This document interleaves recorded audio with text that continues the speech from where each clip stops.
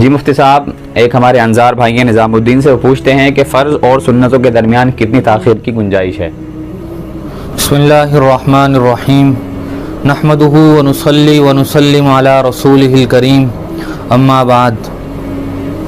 سوال یہ پوچھا ہے کہ فرض اور سنتوں کے درمیان کتنی تاخیر کی گنجائش ہے، تو ہمیں یہ جاننا چاہیے کہ جن نمازوں کے بعد، جن فرض نمازوں کے بعد سنتیں نہیں ہیں، مثال کے طور پر فجر اور عصر کی نمازوں کے بعد سنتیں نہیں ہیں، تو ان کے بعد ہم طویل ذکر و اذکار میں، اوراد و وظائف میں مشغول رہ سکتے ہیں، اپنی تسبیحات پڑھ سکتے ہیں۔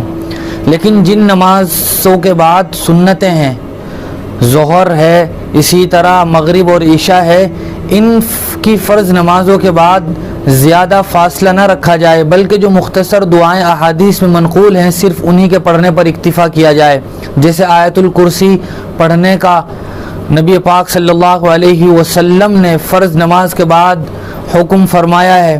اسی طرح اللہ کے رسول صلی اللہ علیہ وسلم فرض نماز کے بعد دعا پڑھا کرتے تھے، بسم اللہ الذی لا الہ الا هو الرحمن الرحیم، اللہم اذہب عنی الہم والحزن۔